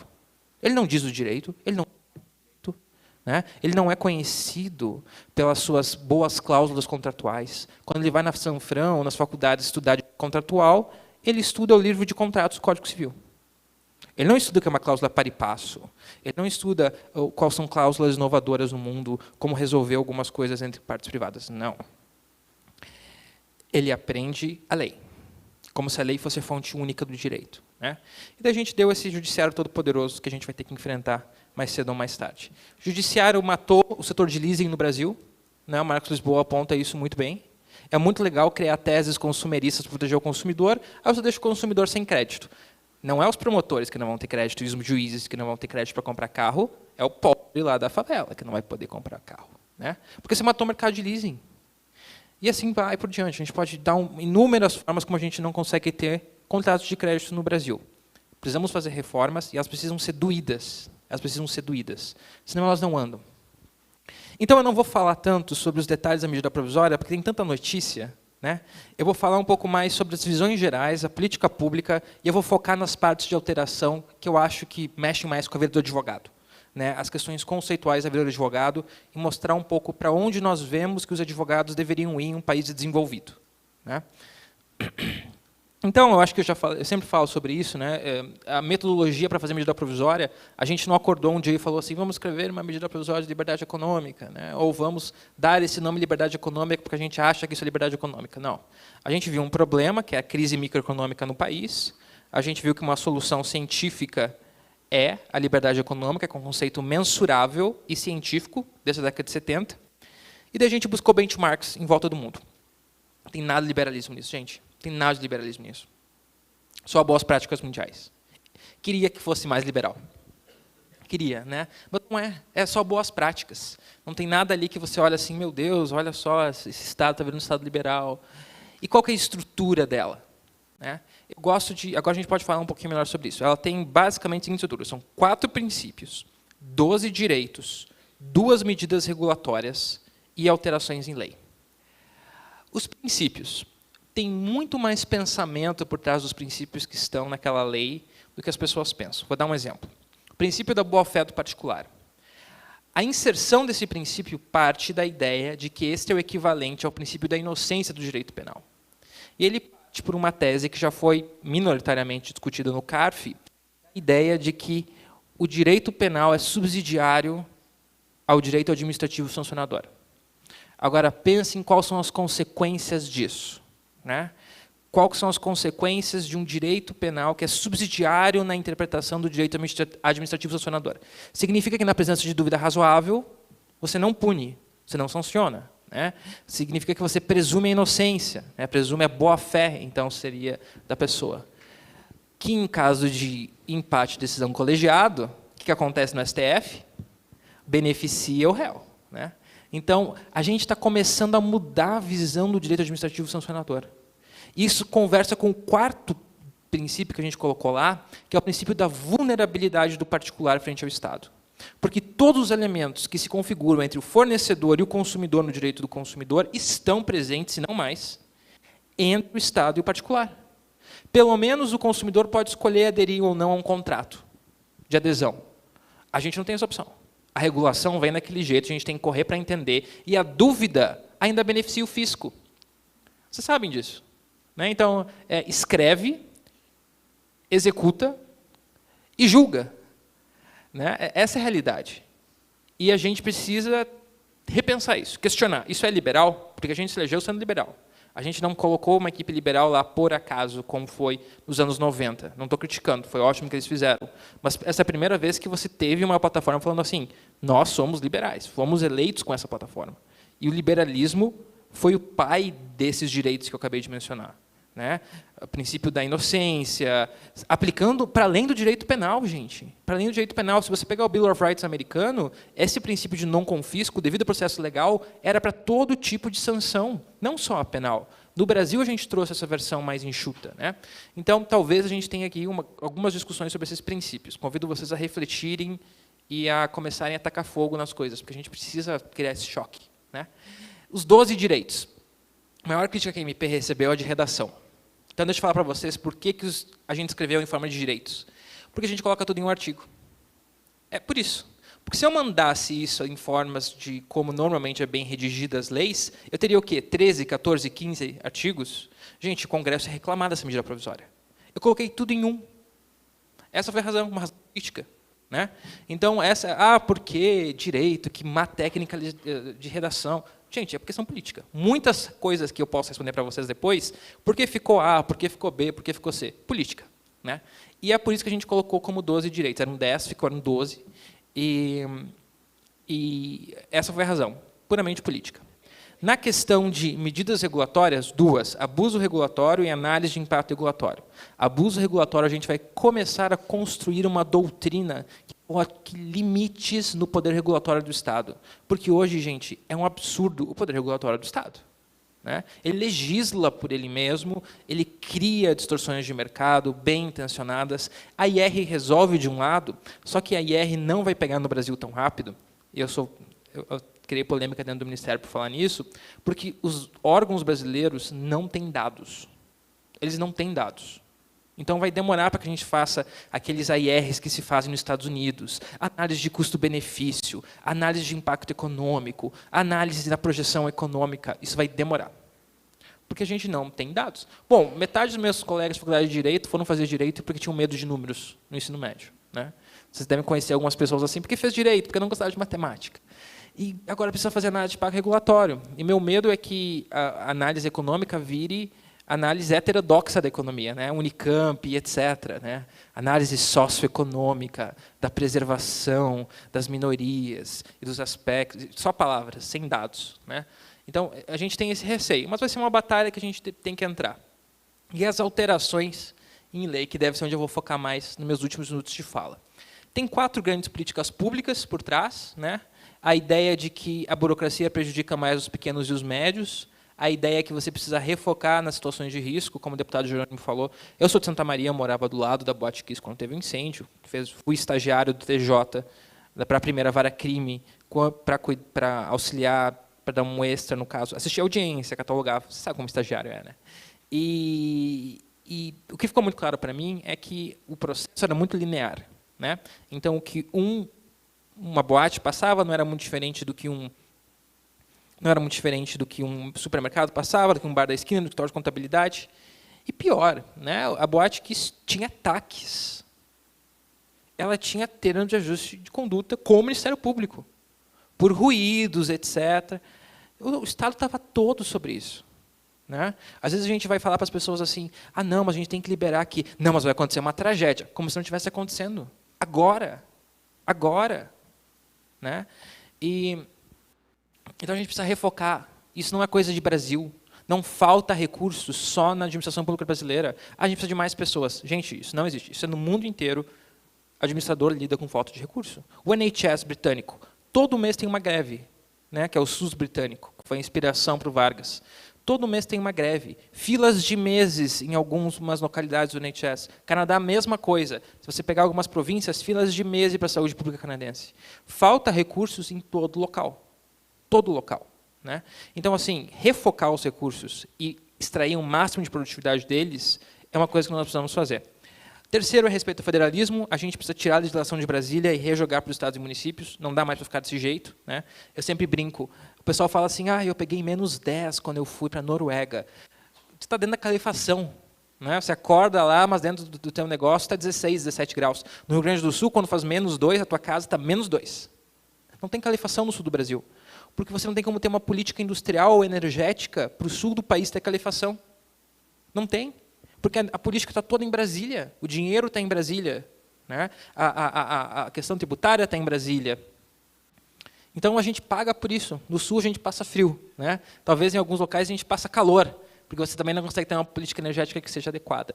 Então, a gente precisa redistribuir a legislação. E, por último, a autonomia do direito privado. Eu quero falar autonomia do direito privado, não foi a melhor expressão que eu encontrei. Eu quero falar a autonomia do advogado privado. Ok? O advogado privado precisa ser uma pessoa autônoma. Ele não pode ser uma pessoa que depende do juiz para dizer o direito. Ele não pode ser uma pessoa que depende do judiciário para fazer o direito. Isso não existe em nenhum lugar do mundo. Né? Você tem que depender de uma interpretação do juiz. Pode ser a tese mais pacificada, né, do STF, do STJ. Pode ter decisão, nesses tribunais ainda, heterodoxa, que muda a interpretação. Não estou nem falando da primeira instância. Né? Nem falando da primeira instância. A primeira instância perdeu credibilidade muito por causa das próprias decisões da primeira instância. Você sempre recorre porque as decisões começaram a ficar ruins também.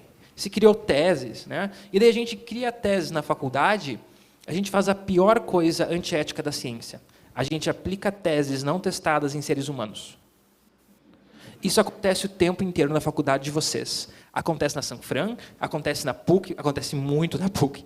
Acontece com alguns professores da FGV, acontece, não sei em qual nível acontece no Mackenzie, cria-se teses, grupos de pesquisa para fazer horas durante a faculdade. Eles criam novas teses de direito e onde é que eles vão testar? Em seres humanos. Gente, isso é extremamente antiético. Isso é desumano, sem ter noções das consequências. Começou lá no sul do país essa ideia de que você não pode confiscar mais uma garantia em um contrato de leasing, se eu não me engano, se você já pagou tal porcentagem do contrato. Não se tinha noção das consequências. Matou o mercado de leasing. Matou. Simples. Sem ter noção das consequências, nós incentivamos. E a gente contrata essas pessoas para os escritórios. A gente pega estagiários que Obrigado. A gente pega estagiários... Nossa, bem melhor. Não que minha voz seja muito linda, né? Mas, enfim. A gente pega estagiários que fazem isso, e depois a gente dá pareceres para esses juristas, que assinam pareceres contrários do que eles defendem na academia em público. Né? Eu tive uma grande discussão com um professor da USP, eu não vou mencionar o nome, que era contrário à ideia de que as partes poderiam definir parâmetros de interpretação do contrato. Né? E ele também é árbitro. Eu duvido que ele anulasse essa cláusula em sede de arbitragem, se tivesse uma cláusula interpretativa. Eu duvido. Mas ele defende que não pode, que é uma função do juiz e etc. Gente, isso não existe. Isso é dizer que o advogado é incapaz de dar segurança jurídica, de definir como as coisas vão andar. Né? Que o advogado é incapaz de dissolver a simetria, que só o juiz pode dissolver a simetria. Gente, isso não existe. Isso nunca vai dar certo. Bom, falei demais. Vamos para o prático. Eu não vou passar sobre os 10 direitos, porque acho que já foi falado bastante. Né? Tem a questão do baixo risco, que acaba com o alvará para atividades de baixo risco. Tem a questão da liberdade de horário no direito econômico. Isso significa que as normas do município precisam se adequar a essa norma geral de direito econômico.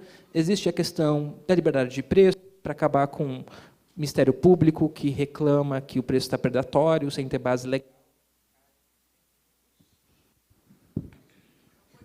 E é um boicote.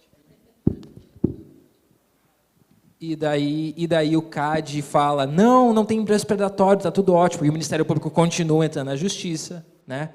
Inciso 4. O inciso 4 vai deixar a gente fazer efeito vinculante no direito administrativo.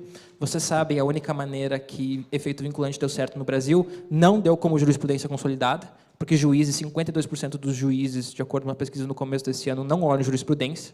Então, não deu certo com jurisprudência, não deu certo como novo precedente do CPC, né? Sabe como é que efeito vinculante deu certo no Brasil? Com súmulas, né? Que é como se fosse efeito vinculante for dummies. Sabe aqueles livros amarelinhos? Porque é muito fácil, você não precisa estudar o caso, fazer um distinguishing, entender a ratio descende, entender o stare decisis, não. Você precisa ler e decorar uma linha, né? Então, é efeito vinculante for dummies, é súmulas. E a gente deve começar um movimento de súmulas administrativas agora. A ideia é de que, na dúvida, nessas 4 matérias do direito, você tem que preservar a autonomia privada, preservar o contrato. Gente, se tem uma dúvida se o Código Civil permite isso ou não, resolve essa dúvida preservando o contrato, né? Não vamos tentar criar tese, ganhar prêmio e etc. em cima da vida das pessoas. Aqui talvez entre as debentures ilimitada, porque já que a lei ela é aberta, se pode ou não pode, ela não proíbe, né? E a gente vive no Estado de Direito. No Estado de Direito você não pode sancionar alguém sem ter previsão daquilo, pelo princípio da legalidade, então você não pode proibir alguém de fazer alguma coisa sem previsão. Então, como ela não é permitida, tá, mas ela não é prevista, eu acho que, pelo indúbio pro libertar, ela está permitida, né? Vamos ver o que a gente vai conseguir fazer dentro do DREI, vamos ver se a CVM não vai brigar muito. As juntas comerciais registrarem, né? Senão, na prática, não vai. A gente está criando esse procedimento que deve ser um pedido de liminar administrativo. Você vai fazer assim, você vai mostrar um ISO, sabe o ISO 9001, ISO 7000 e tanto, não sei o quê, aquelas regras internacionais, vai falar assim, ó, essa regulação do Brasil está desatualizada por essa regulação do ISO. Então, eu quero orientar a minha técnica pelo ISO. Daí você vai receber uma autorização do Estado, a gente vai poder atualizar nossas normas atualizadas, porque elas são tantas, né, que a gente não consegue dar conta de só revisar tudo muito rápido. Inciso 7º, cria uma imunidade burocrática. Isso não significa desrespeitar a lei, significa só acabar com os alvarás e licenças de startups. Inciso 8º eu perdi, era meu filho. Eu li um artigo, para fazer a medida provisória, a gente lê uma série de artigos, um dos artigos que eu li, que eu vou falar bastante, o maior estudo do mercado de contratos do mundo, né, que entende como os contratos se comportam no mercado e onde que os estados e como os contratos internacionais escolhem a legislação aplicável, que vocês sabem que eles escolhem, né? E 2 países são os que mais escolhidos a legislação dos 2 países como aplicáveis para contrato: Reino Unido e Suíça, né? Um do Common Law, um do Civil Law. Normalmente as partes elas tendem, em instalação da Civil Law, elas tendem a escolher a Suíça, e instalação da Common Law, elas tendem a escolher o direito inglês. E qual foi a única característica que esses 2 sistemas têm em comum?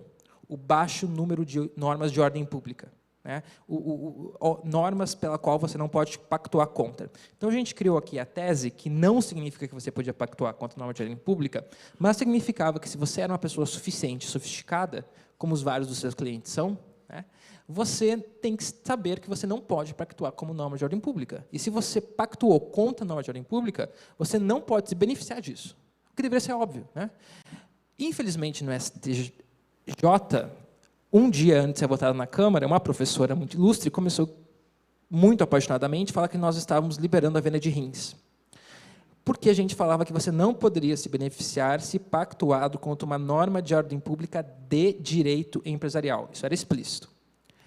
Eu não sei como a proibição de venda de rins vem do direito empresarial, mas, enfim.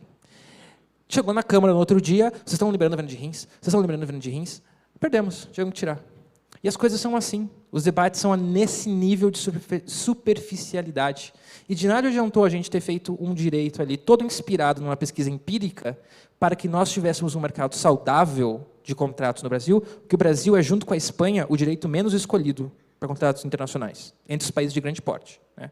De nada adiantou a gente tentar colocar o Brasil em um parâmetro do século XXI, que chegou uma professora muito premiada, etc., e vendeu essa história de que era venda de rim.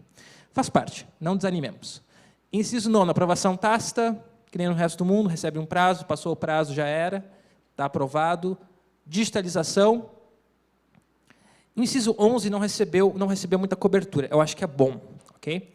Deixa eu falar para vocês o que o inciso 11 fala. Ele coloca limites no que as prefeituras podem pedir em sede de estudo de impacto de vizinhança. O estudo de impacto de vizinhança foi feito para que o empreendimento adeque os impactos que ele mesmo está fazendo em volta do projeto. O que o estudo de impacto de vizinhança virou em São Paulo? Uma tributação disfarçada. Ah, você vai abrir uma fábrica? Beleza, me constrói 2 pontes, uma na Zona Leste e uma na Zona Sul. Ah, mas minha fábrica é aqui na Zona Norte, perto do Caged. Não quero saber. Me faz 2 pontes, senão você não ganha a licença. Né? Gente, a gente desincentiva gerar emprego. A gente pune quem quer gerar emprego. Para que foi feito o estudo de impacto de vizinhança? Para você fazer medidas que vai compensar o estudo, a vizinhança. Ah, precisa largar a rua, fazer mais calçada, ver ali a rótula do trânsito, que senão o teu shopping vai dar problema para entrar. Foi para isso. Não foi para a prefeitura que está sem dinheiro tirar mais dinheiro da pessoa que quer gerar emprego para fazer obra.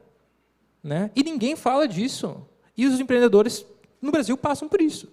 Então, a gente criou esse parâmetro agora. Se você já previa fazer uma obra, você não pode pedir isso do empresário, a não ser que aquela obra diretamente afete a demanda por ela. Né? Vai pegar? Uma boa pergunta. Né? Mas a gente tem, pela primeira vez, parâmetros para isso. Não sei se vocês já ouviram falar sobre essa medida, acho que vocês não vi nenhum jornal falando sobre isso. Então, vamos ver o que vai acontecer. Né? As leis são assim, mas é uma coisa muito positiva na nossa visão. O inciso 12 foi um pedido pessoal do presidente da República. Ela fala que certidões não podem ter prazo de validade, porque, por incrível que pareça, certidão de óbito tem prazo de validade no Brasil. Por quê? Porque você tem um processo de inventário que dura alguns anos, aí você vai renovando lá, né, de 6 em 6 meses. E Brasil. Bom, eu não vou falar muito sobre as medidas regulatórias, elas vão precisar de um estudo e vamos começar a criar doutrinas, já tem vários professores criando doutrinas positivas em cima delas, eu convido vocês, quem quiser escrever, pode vir falar com a gente. Eu vou falar, para acabar, vou falar sobre uma última coisa, a questão contratual. Né? A gente fez algumas alterações no Código Civil, eu dividiria elas em 4, autonomia patrimonial, a gente vai parar de falar ainda da desconsideração da responsabilidade jurídica, porque nós chegamos à conclusão durante a comissão que se você fala a expressão desconsideração da responsabilidade jurídica, você já perdeu o debate. Você já acha que ela pode ser desconsiderada e que isso não é uma coisa extremamente excepcional, como deveria ser no resto do mundo. Né? Então, a gente trouxe de volta, por ideia do Dr. Fábio Loa, que é uma pessoa muito razoável. Eu sou um grande admirador do Fábio Loa. Eu sei que muita gente tem um pé atrás do Código Comercial, né? Mas a gente vai resolver aquilo também. E o professor Fábio Loa é uma pessoa muito razoável, inteligentíssimo, e ele sugeriu que a gente trouxesse de volta esse conceito do Código Civil 1916. Aliás, tem várias coisas do Código Civil de 1916 que ajudariam hoje em dia, né? Mas, enfim. Eu vou ser criticado por ter falado isso, mas ok. Que é a ideia de falar de autonomia patrimonial. Porque hoje as pessoas aprendem nas faculdades que é o fim do mundo você tentar separar o patrimônio do sócio da empresa. Gente, foi assim que empresas surgiram no mundo, com a responsabilidade limitada. Não existe responsabilidade limitada no Brasil. Eu recomendo muito o livro do Bruno Salama, que é o fim da responsabilidade limitada no Brasil. E é isso. Né? Então, a gente colocou no Código Civil lá, a autonomia patrimonial é a separação de bens. Talvez agora os estudantes de Direito leiam no cursinho da OAB isso e aprendam. Né? Porque as coisas funcionam assim. Né? Vai ter algum professor que vai fazer assim, 49A, autonomia patrimonial, separação de bens. Eles fazem aquela musiquinha, você sabe como é que é. Regime de contratos, que eu vou entrar, limitado unipessoal. Gente, a gente está regularizando uma coisa que já existe, chega de 99 mais 1. Né? Aquele 1% só serve para um sócio se incomodar depois do seu tio, primo ou genro se incomodar depois na justiça trabalhista, que dá desconsideração da responsabilidade jurídica na canetada, respeitando o novo CPC. E, finalmente, regularização dos fundos de investimento. Mas eu vou focar na questão de regime de contratos. Né? Por quê? Não dá para ler, mas eu explico. Como eu falei, os 2 países que mais... qual que é e agora eu juro que eu estou acabando. Qual que é a grande vantagem do mercado? Né? Que foi o prêmio do Hayek, eu acho que foi em 82 ou 72. O mercado é um processo difuso de decisão coletiva. Né? O resultado das nossas escolhas individuais resulta em vencedores, numa situação de livre mercado. Cada um vota com R$1. E o perdedor da maioria não necessariamente é eliminado. Né? Porque tem gente que não gosta de Coca-Cola, vota na Pepsi, e a Pepsi fica lá. Ela é minoritária, mas ela ainda existe. Então, o mercado é essa situação de democracia em que todos nós votamos diariamente com R$1. Ele transmite decisões a uma velocidade incrível através do sistema de preços, da onde foi criada a teoria da firma, né? Que foi, acho que, a primeira grande teoria de Law and Economics, que é o sistema de preços como um excelente transmissor de informações. O que acontece dentro do mercado? a gente foi estudar como os mercados, como os contratos se comportam se eles fossem um mercado. Onde que as pessoas escolhem? Daí chegou-se àquela conclusão, o maior estudo que existe, foi feito por um professor de Yale, uns 4.000 contratos que circulam assim internacionalmente, e chegou-se à conclusão que eles tendem a 2 países com uma larga distância de diferença dos outros. O direito inglês, escolheu o direito inglês como aplicável, e o direito suíço. Né? E eles têm várias diferenças, a maior similaridade deles foi o que eu falei antes, que é o baixo número de normas de ordem pública, e a nossa ideia foi tentar, então, trazer um pouco de cada para deixar um sistema livre, um sistema saudável, porque o suíço tem feito isso e o inglês tem feito isso.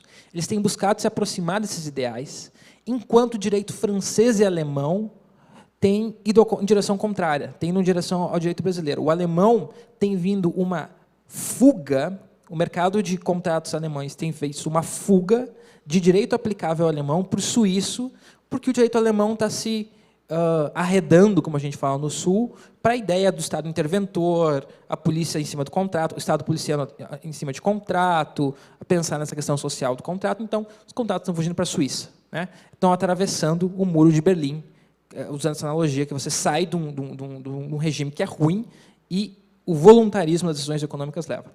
Então, você tem esses 2 regimes, e a gente vê isso muito bem, porque enquanto o contrato, no nível inglês, ele é mais literal, né?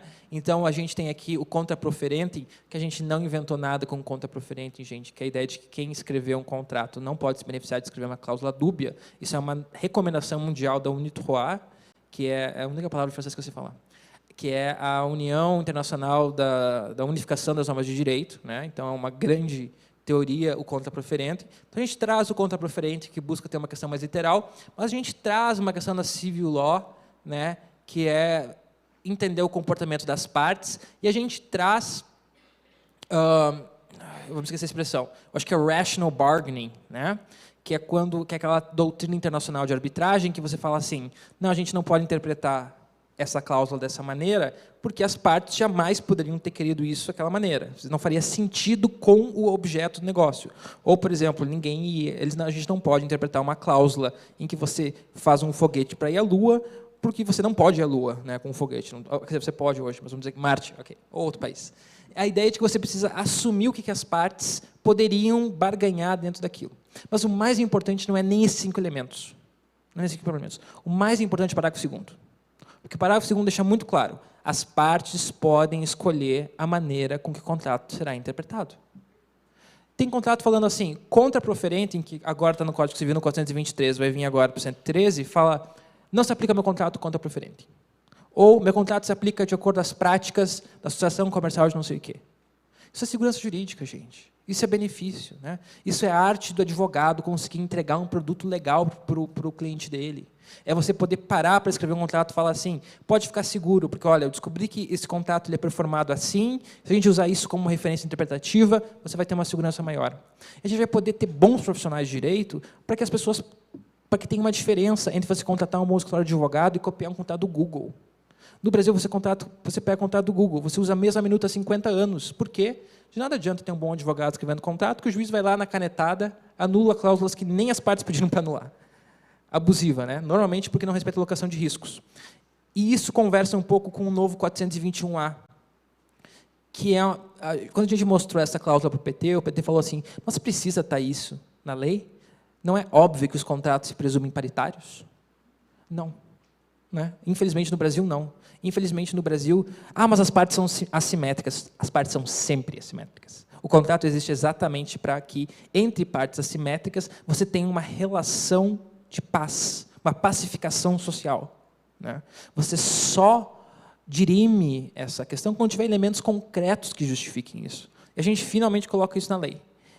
E é incrível, parece que a gente estava matando algumas pessoas. Né? E o choro, na academia, lá o pessoal achava, não, isso faz sentido. Até o PT falou, não, isso faz sentido, por que não? E por isso que nem incomodaram com isso. E a gente deixa claro aquela questão, né, que as partes podem pactuar os pressupostos de revisão, resolução, interpretação, que tem que entender a alocação de riscos, que você não pode, que o juiz não pode tentar, o juiz é incapaz de colocar no lugar das partes. Quanto mais para dizer se um preço de multa é abusivo ou não, mas eles fazem isso o tempo inteiro, né? E novamente ratificando o princípio de que a revisão contratual deve ser excepcional. Bom, pessoal, assim, muito por cima, esses são os pontos que eu gostaria de chamar mais a atenção. Eu vou deixar meu contato, podem mandar e-mail ou podem ligar, não vai ser eu que vou atender, então liguem à vontade. Isso a gente não cortou ainda, eu ainda tenho uma assistência para isso, né? Então, quando a gente puder tirar dúvidas, contribuir para os próximos projetos. Para nós, isso é só o pontapé inicial. A gente quer colocar o Brasil na elite, né? A gente poderia ser o maior foco jurídico da América Latina, imagina só, né? Os advogados brasileiros têm o grande centro de referência da América Latina. Onde que tem a maior segurança jurídica empresarial hoje na América Latina? Na Colômbia. Na Colômbia. Né? Nada contra eles, mas, porra, desculpa. A gente poderia fazer melhor, né? A gente é um país desses. Eu acho que a gente tem potencial e a gente quer fazer isso. Obrigado pelo espaço.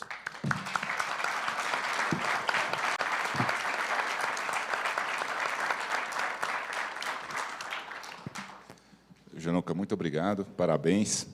A Moira já me avisou aqui que nós temos 15 minutinhos para perguntas, né? Eu queria iniciar essa rodada de perguntas com a seguinte consideração. As críticas que eu ouvi à MP foram basicamente de dois tipos. O primeiro, você já falou, a redação é ruim. Advogado também adora criticar. Advogado é muito bom para criticar, né? Para ser propositivo já é mais difícil.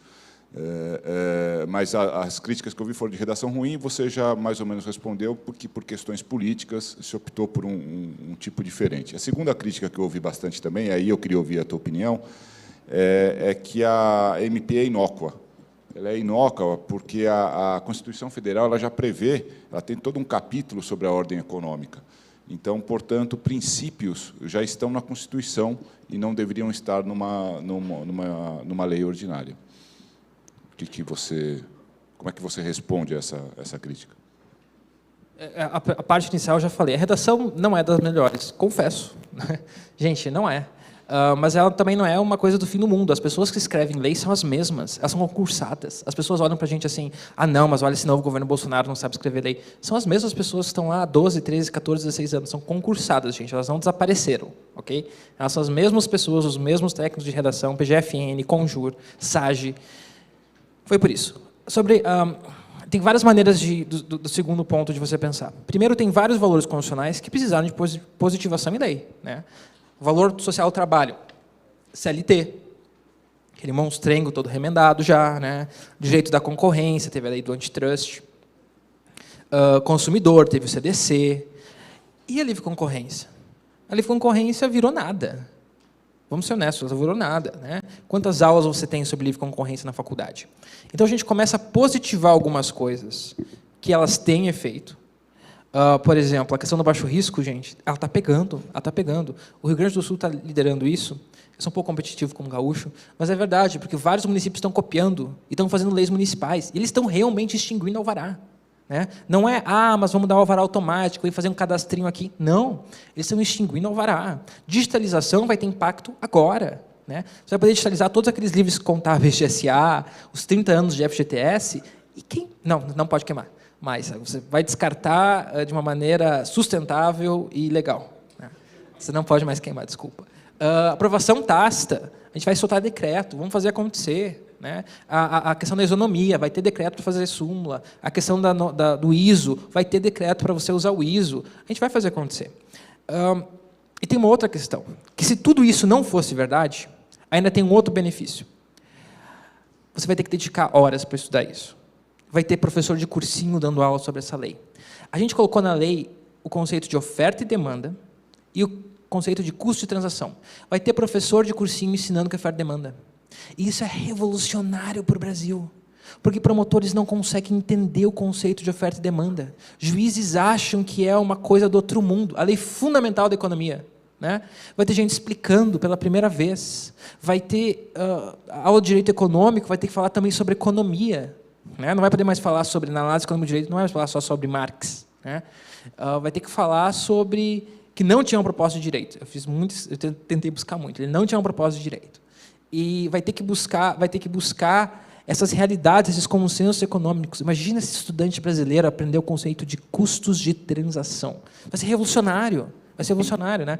Então, se não fosse esses efeitos de políticas públicas que nós pretendemos tocar nos próximos anos, você teria esse efeito de forçar as pessoas a entenderem esses conceitos, discutirem ele e entenderem.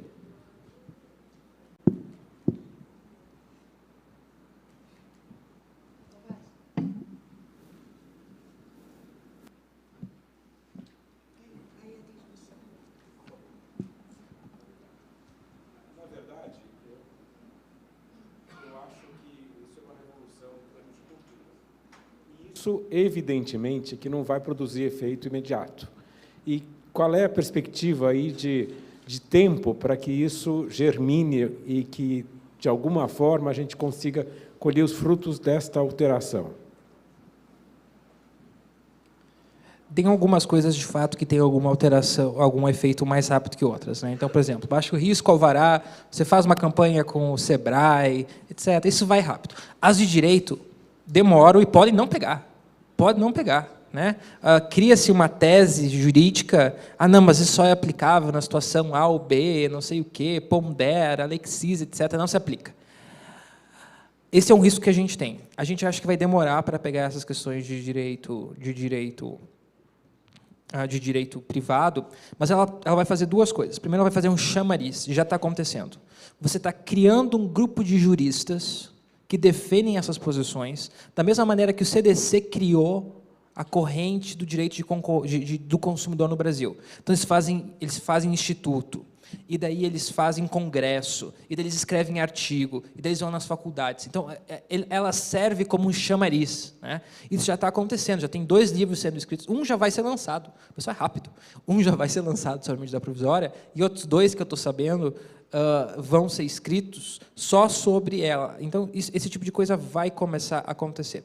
Mas ela tem o segundo ponto, que ela bate com alguns paradigmas fundamentais do judiciário, né? E o nosso diagnóstico é que talvez não tenha, essa é uma questão, a gente tem esse risco, que a questão é que simplesmente não pegue, né? Que o judiciário ignore esses artigos, que você tenha ministros do STF, que, como aconteceu já, gente, um ministro do STF, no meio de uma sessão, falar que a análise econômica do direito é a metodologia mais usada no mundo, cientificamente, no direito, é coisa de direita? Um ministro do STF falar isso de um método científico tão difundido pelo mundo? Esses são nossos juízes, né? Então, a gente precisa ter a noção disso. E daí a solução que nós vemos, e tem gente no Ministério da Justiça que concorda, é que talvez o judiciário brasileiro não tenha um conserto nesse sentido. Então, a gente tem que fazer que nem a Colômbia, que nem alguns outros países estão fazendo. Tem que esvaziar algumas coisas para o judiciário, né? Vamos criar câmaras para o direito empresarial, vamos criar algumas varas específicas, né, para criar essas câmaras de direito empresarial, vamos dar alguma privatizada, vamos parar de subsidiar a justiça gratuita para a gente que pode pagar a justiça, né? Porque a arbitragem não tem maior volume porque a justiça pública é subsidiada. A gente subsidia a justiça pública. Bom, a justiça pública é um serviço, né? Ela não deveria ter subsídios para pessoas que não precisam. Talvez a gente precise repensar isso. Vou ser criticado também, né? Mas em alguns países o judiciário se sustenta por si próprio, né? E você pede dinheiro para as gratuidades, para ajudar as pessoas, etc. No Brasil é o contrário. O judiciário vive dos impostos, né? E as taxas são meros, e a gente sabe que incentivos importam. Olha o que aconteceu com os honorários na Justiça do Trabalho, né? Você criou um incentivo em um sistema que não tinha incentivos. Os incentivos eles se comportam como uma curva de Pareto, né? Então, em um sistema sem incentivos, quando você dá o primeiro incentivo, ele tem muito efeito. E depois os próximos incentivos vão ter menos efeito.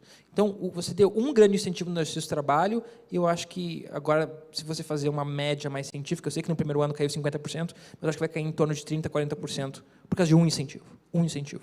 Vocês imaginem qual que vai ser o resultado no funcionalismo público, quando pela primeira vez ter a lei complementar que permite a demissão por desempenho. Pela primeira vez vai ter uma avaliação. Pode sair 0,001% dos funcionários públicos por desempenho, mas vai ter pela primeira vez no jogo de incentivos, vai ter um incentivo. E o sistema se reorganiza por ter incentivos, né? Então, ele pode ter um impacto. A gente espera que alguns impactos sejam mais rápidos nas políticas públicas, alguns podem ser mais vagarosos, mas a gente acha que pode ter uma boa concorrência na área privada. Por exemplo, vai que você cria um Estado que tem turmas, né, do TJ que abracem esses artigos mais que o outro. Você pode ter um movimento à la Delaware, né, que nem foi nos Estados Unidos. Você tem uma migração de registros de atos empresariais para esse Estado. Talvez São Paulo pode fazer isso, né, com especialização dos juízes de direito empresarial, ter essas cortes mais especializadas. Daí isso pega mais em um nicho, você foca os seus negócios jurídicos lá, e aí o mercado vai dizer o que vai acontecer. A Suíça e o Reino Unido não estão ali por acaso. Ambos as associações de advogados desses países fazem campanhas, publicidade, falam, venham para o nosso sistema, nós damos segurança. E nós, como sistema, também podemos ter isso. Vamos ver o que vai acontecer. Mas, se depender do mercado, eu acho que a gente vai ter esses nichos que vão garantir. Tem um risco de não pegar, e, no geral, eu acho que realmente vai demorar um pouco para essas alterações pegarem. Gianluca, obrigado. Mais alguma pergunta? Não? Bom, pessoal, queria muito agradecer ao Gianluca, realmente um trabalho excepcional lá no Ministério. Eu acho que é uma evolução enorme para o Brasil. Torcer para que tudo isso colhe, né? Pode falar. Pessoal, para quem pegou meu e-mail, assim, a gente mande sugestões. É muito bom para a gente, né? Faça essas conversas, mostrem. Isso deveria ser isso que é A deveria ser B por causa disso. A medida provisória surgiu assim, né? As pessoas chegavam para a gente e falavam assim, isso aqui está errado, está dando tal problema. Se nós mudarmos para isso, vai melhorar. A gente fazia uma análise, falava com pessoas para a gente ter uma terceira visão, e assim acontecia, né? Então, assim, eu convido vocês a pensarem em rediscutir o direito nessas premissas que eu dei para vocês e mandarem sugestões. Fiquem à vontade, a gente não tem preconceito. Assim faremos, com certeza. Gianluca, muito obrigada. Convido todos ao nosso coquetel, nossos patrocinadores Care Plus e Piuí. Mas antes, eu vou pedir para a Gisele entregar o nosso anuário para o Gianluca.